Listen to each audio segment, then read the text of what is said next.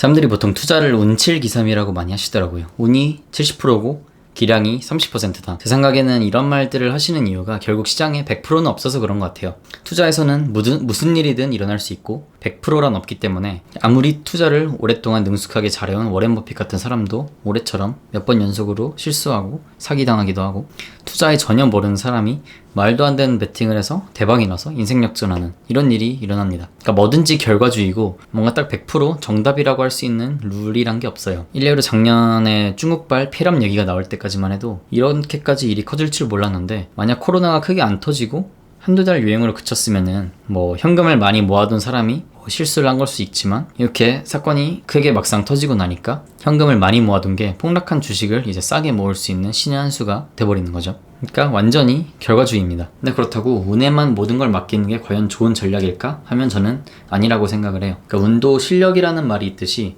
실력 있는 사람들이 기회가 왔을 때 더 빨리 알아채고 이거를 더 정확히 알아보고 이걸 놓치지 않고 잡기 때문에 운이 좋습니다. 운이 실제로 좋다는 게 아니라 그 운을 활용하는 수준이 다르기 때문에 운이 좋아 보인다는 거예요. 그러니까 사람의 기량은 공부의 양과 그 사람이 타고난 감에 따라서 사람마다 다르기 때문에 제가 어찌할 수 없지만, 대신 제가 생각하기에 공통적으로 운을 조금 좋아지게 할 수 있는 방법, 정확히 말하면 주어진 운을 좀 더 효과적으로 사용할 수 있는 방법을 한번 얘기해 보려고 합니다. 이게 정답은 아니고 제 경험에 따른 개인적인 방법이니까 재미로 참고만 하시면서 들으시면 될 것 같아요. 일단 첫 번째 키워드는 행동력입니다. 일단 해보는 거. 일단 기회인 것 같으면은 잡아보거나 아니면 최소한 들여다보기라도 하는 거. 사람들이 항상 버스 놓쳤다, 일생일대의 기회를 놓쳤다 라고 이런 얘기는 많이 하는데, 막상 다음 버스를 잡으려고 하는 사람들은 별로 없습니다. 애초에 버스에 관심도 없던 사람들이 다른 사람들이 돈 버는 걸 보고 아쉬워하는 경우가 많아요. 일단 어딘가로 가려면은 버스에 타야 되는데, 버스에 타려는 의지가 있어야 되는데, 근데 대부분 사람들이 막상 버스가 오면, 그런 기회가 오면은 망설이다가 안 탑니다. 괜찮은 기회인 것 같은데 혹시나 틀렸을까봐 약간 막연한 두려움 혹은 귀찮음 때문에 다양한 핑계를 대가면서 미루다가 결국 타이밍을 놓치는 거예요. 이게 소액으로라도 시도해볼 수 있는 건데 못한 거죠. 결과적으로는 이게 뭘 하든지 실수를 안 하는 방법이 두 가지인데, 아예 안 하거나 아니면 엄청 잘하거나. 하지만 아예 안 하는 방법은 발전도 없을 뿐더러 실수를 안 하는 대가로 성공도 못하게 됩니다. 그리고 잘하려면은, 잘하게 되는 방법은 실수를 많이 해서 배우는 방법밖에 없어요. 그러니까 아무리 책이나 유튜브를 많이 보고 아니면 워렌 버핏과 매일 저녁 식사를 하면서 얘기를 듣는다고 해도 자신이 직접 해보면서 본인이 몸으로 느껴보기 전까지는 제대로 배울 수가 없습니다. 이 행동력이란 게 진짜 지성이랑은 크게 상관이 없고 오히려 기질에 가까운 것 같아요. 투자에 좀 조심스러우신 분들을 보면은 오히려 저보다 훨씬 똑똑하신 분들이 더 많습니다. 특히 굉장히 분석적이고 아는 게 많으신 분들, 아는 게 많으시다 보니까 뭔가를 하기 전에 여러 가지를 재게 되고 많은 리스크가 보이고 더 조심하게 되고 망설여지는 거예요. 약간 나이가 들수록 점점 많은 걸 재게 돼서 연애를 하기 더 어려워지는 거랑 비슷한, 그러니까 결국 타이밍이 지나서 아무것도 못하고 흘려보내게 되는 거죠. 근데 이게 나쁘다는 건 아니에요. 왜냐면은 그냥 성향 차이니까. 확실하게 돈을 안 잃는 방법이기도 해요. 이게 애초에 트라이를 안 하니까. 하지만 실수를 할 수 있는 기회를 많이 닫아버리는 건 사실이에요. 이게 마이너스로 내려가는, 그러니까 하방 리스크를 많이 줄임으로써 실수를 남들보다 적게 할 수는 있지만, 남들보다 약간 더 성공할 수는 있지만, 동시에 그 위로 올라갈 수 있는 그 상방 천장도 같이 닫아버려서 성공이 큰 성공은 어려워지는 느낌? 그러니까 원금 보장에 집착하면은 수익률도 포기해야 되는 것처럼 생각하시면 될 것 같아요. 이거는 약간 투자뿐만이 아니라 그 인간관계나 사회생활에서도 적용될 수 있을 것 같은데, 인생에서 일생일대의 기회는 정말 지금 내 눈앞에 지나가고 있을 수도 있고, 이걸 알아보기란 굉장히 힘들어요. 영화 예스맨처럼 뭐든지 시도해보겠다, 배워보겠다 하는 그런 열린 마음, 오픈 마인드를 갖고 오는 버스를, 오는 기회를 하나하나 들여다보면서 약간 나의 안목을 기를 수 있는 환경을 만드는 게 제 운을 늘리는 데 도움이 좀 된 것 같아요. 그 다음은 낙관주의, 그러니까 긍정입니다. 앞의 내용이랑 살짝 연계가 되는데, 제가 책에서 읽은 말 중에 비관주의자는 돈을 잃지 않을 수는 있지만 결국 돈을 버는 거는 낙관주의자들이다. 또 그러니까 주가 폭락을 피해서 아낀 돈보다 주가 폭락을 피하려고 기다리면서 놓친 수익이 더 많다, 이런 말인데, 저는 이게 둘 다 어느 정도 맞는 말이라고 생각해요. 그러니까 저는 일단 천성이 굉장히 낙천적이라서 미래를 상당히 장밋빛으로 봐요. 그래서 일단 좋은 투자처라고 제가 생각이 들어서 한번 결정하고 나면은 상당히 장기적인 투자를 합니다. 그러니까 수익이 마이너스가 돼도 불안해하지 않고 조금씩 더 사가지고 평균 단가를 낮춰요. 그래야 다시 올라갔을 때 수익률이 더 좋아질 수 있으니까. 결국에는 올라갈 거라는 강한 믿음을 갖고 있기 때문에 이런 걸 할 수가 있는 거죠. 그리고 수익률 20-30%를 갖고 만족하지 않아요.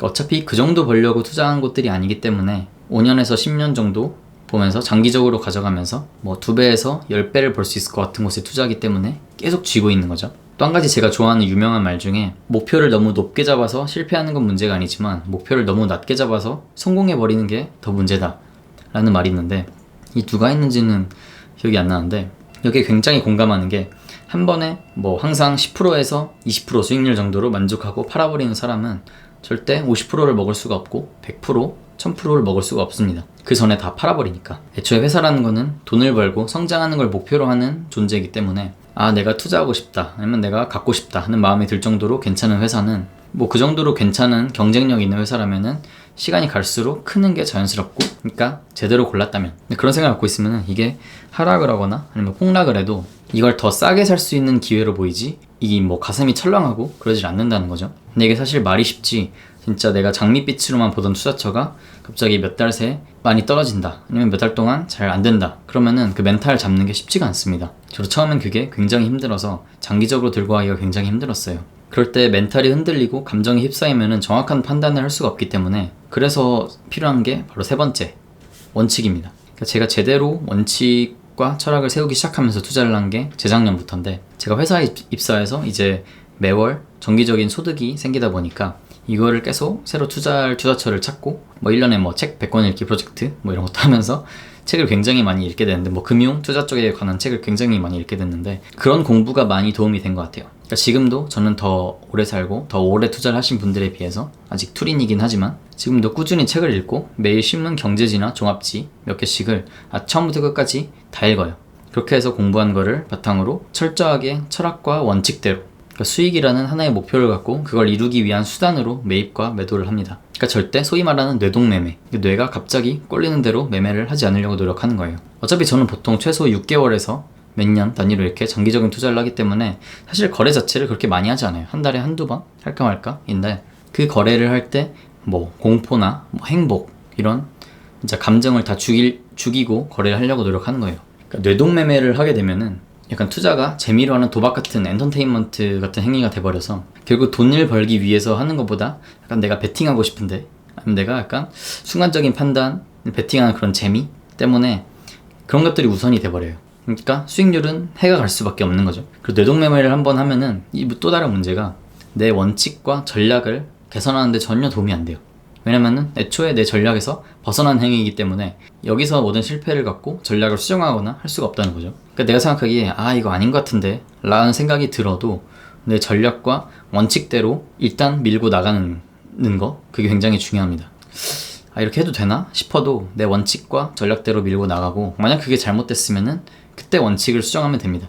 혹시 진짜 본인이 진짜 뛰어난 동물적 감각이 있다면은, 저는 그렇지 않지만 그래도 그거를 원칙이나 전략으로 내가 팔로우할 수 있는 가이드라인으로 녹여내는 과정이 필요해요. 그러니까 이렇게 철학과 원칙을 끊임없이 수정하는 것의 목표는 결과의 질을 개선하는 것뿐만 아니라 한 단계 더 나아가서 그 결과의 바탕이 된 의사결정 자체의 질을 개선하는 거예요. 그러니까 이 투자가 왜 나빴는지, 이 투자가 왜 실패했는지, 그런 1차적인 결과만 분석하는 게 아니라 왜 이런 투자를 하도록 의사결정이 이루어졌는지, 내가 어떤 철학과 원칙에 따라 이런 결정을 하게 됐는지, 그 의사결정 과정을 분석하는 거예요. 그러니까 내가 어떤 요소를 봤는지, 아니면 어떤 요소를 놓쳤는지, 아니면은 어떤 거에 한눈을 팔았는지, 이런 걸 생각해 보면서 다음번에는 똑같은 상황에서 다르게 행동할 수 있을까? 이걸 생각해 보는 거죠. 근데 이게 한 가지 주의해야 할 점은, 좋은 의사결정이든 나쁜 의사결정이든 이게 여러 번에 걸쳐서 확인을 해봐야 된다는 거예요. 투자를 내가 두세 번 성공을 했는데 내가 투자 고수라서가 아니라 진짜 운이 좋고 시장 자체가 흥해서 뭘 샀어도 오르는 상황이었다면은